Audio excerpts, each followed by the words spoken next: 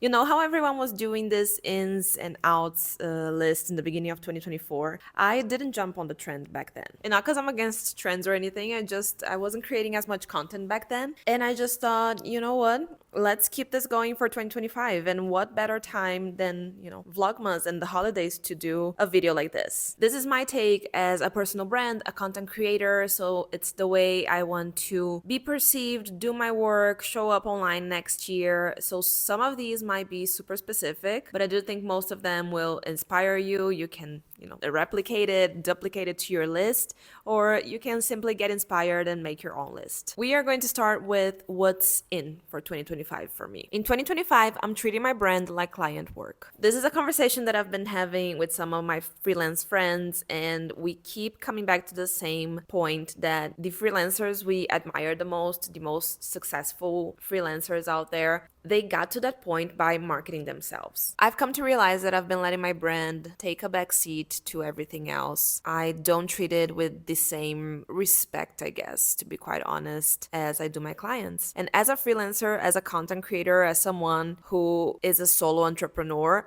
I rely so much on my personal brand. It deserves the same amount of respect, structure, dedication, and I haven't been doing that for a couple of years now. So the mindset for 2025 is that I will set milestones, deadlines. I will treat it as a real project. I mean, it is a real project. You see like how it is so ingrained in my brain that I think that's where the lack of confidence comes from sometimes, and the imposter syndrome. So in 2025, my personal brand will thrive. I would never let a client down. So why am I doing this to myself? Why am I doing this to my brand, to my online presence? That's not happening in 2025. The second thing that's in is intentional and authentic content. This year I got a lot into human design, and one of the things I learned about my personality in this process is that I cannot plan like 1-2 months in advance, because that just doesn't work for me. Creating content just for the sake of creating content and like putting out fillers, it's not good. Like I don't feel good about it. Whenever I do it, I archive the post like a couple of days later, sometimes even on the same day, just because it doesn't come off natural. It's not me. I share a lot of personal things on my Instagram. I've been sharing a lot of personal things here on YouTube as well lately. And of course, I want to be known, as a strategist, as a designer. But I do love that connection that I have, for example, with other content creators, and I want my audience to feel the same with me. I have always been all about creating content that feels true to me and that feels good to post. So that's what I'm gonna keep doing. I'm actually gonna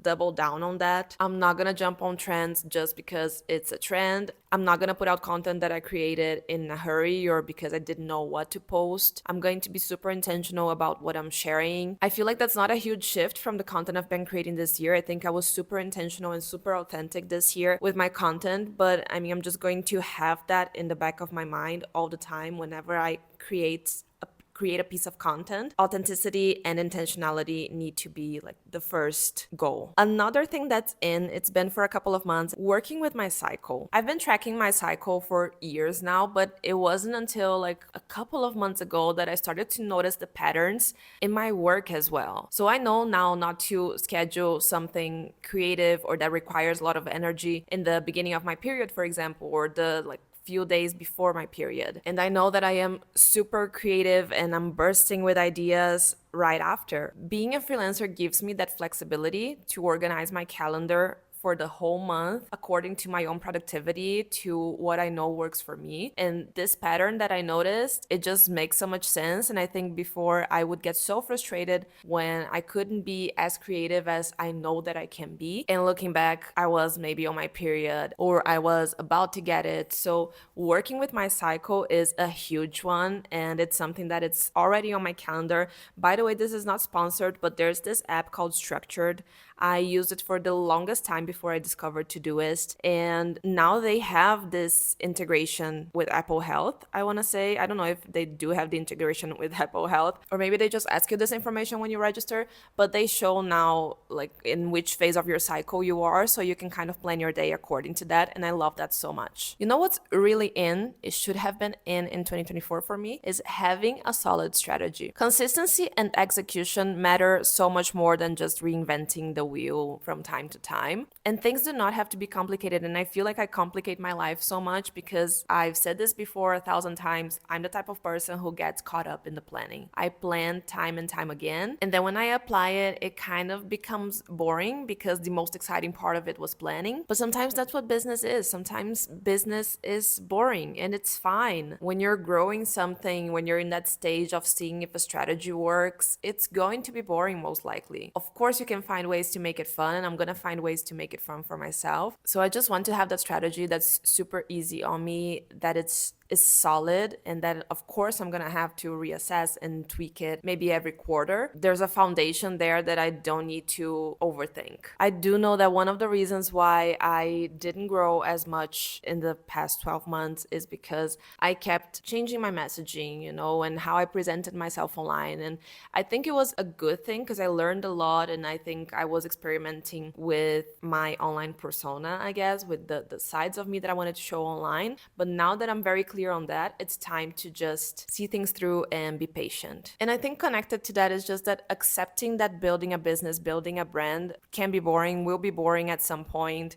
It's not always going to be boring, but there are these phases that they are supposed to be. I do have periods when I'm like, wow, I haven't brought anything like new to my audience in a while. A lot of entrepreneurship is just quiet work. It's just you with yourself. There are things that take months, if not years, for you to build and put out to the world, and that's nice. And I think that that's the part sometimes that later on we end up missing, just because it's such a personal process and you end up learning so much about yourself in that. So I think that that's what I'm gonna maybe look back nostalgically at. And I think I do already, because when I look back to when I started freelancing, I do have this romanticized memory of it. And I am pretty sure that it was really, really boring because I was not creating content when I started freelancing. I was just working with clients. It was the beginning of the pandemic, so I was home all the time. But still, I look back and it's funny because those quiet times and me building something for myself is just something I hold so close to my heart. Now let's talk about the outs. I think there are even more interesting than the ins. And the first one is charging hourly rates is out. It is out. Very few people should be charging hourly rates, especially when it comes to creative work. It's not worth it for the client. For the professional, you are punished for being good, because if you work faster because you have all of this experience behind you, then you're getting less money. Like, that doesn't make sense. And I'm not one to work hourly rates, but I do have a couple of clients with whom I decided to accept that deal, and I'm cutting that off next year. It feels limiting. It's not good for anyone involved. I'm going to continue with my value-based pricing and my flat rates because it reflects the experience that I have, what I'm bringing to the table, where the client is taking their business. Because let's be honest, like, let's say you're doing a brand design project that's going to live on for years. That's how much value you're bringing. So no more hourly rates. That's like the one thing that I know for sure in 2025, it's not happening. Another thing that's out is relying on referrals. Most of my clients for the past 2 years have been referrals or just repeating clients. And I love that. I love that my clients appreciate my work enough to recommend it to people that they know. But I got to the point that I was relying only on referrals. And then when people are not recommending you anymore because people only know so many people, you have these really quiet times that of course you can use to work on your marketing, on your business. But that's what was wrong with my brand for so long. I would only work on my own brand and my own marketing when I had these lower periods instead of being super consistent with it. And I know if I work on my marketing, more people will find me. So it's just one of those things that you need to sometimes burn to the ground and then start again.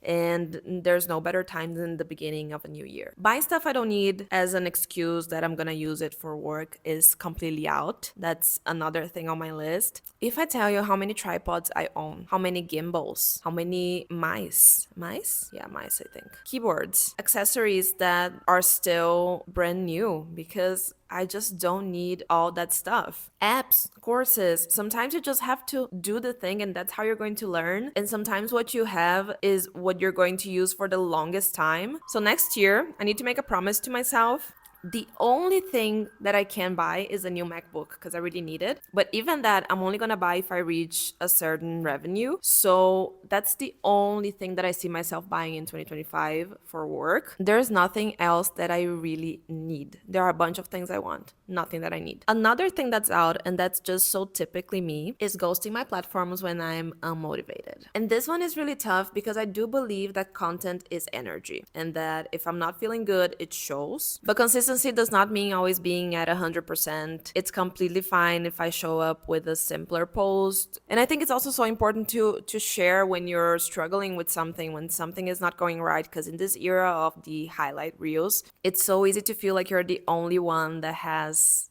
stuff going on. And that's not true. We all do. You never know what the person on the other side of the screen is going through. So for me, it's just about not disappearing entirely because that happened. I went, I think, months without posting to my feed, to my stories. I was interacting with people over DMs, but that was it. And I'm not doing that again, no matter what happens. If something major happens, and of course, like it affects me to the point that I cannot work, I'm just going to share it with my audience. And that would be a reason for me to step away. But other than that, just being in a bad mood, that's not gonna stop me from creating content. So these ins and outs are my way of setting the intention for the new year. They're about working smarter, staying grounded, focused. And I hope this inspires you to create your own list for 2025, what you want to take with you from 2024, or what you want to start doing in 2025, and what you completely want to leave behind. If you feel like sharing something that's on your list, please do leave a comment or DM me on Instagram.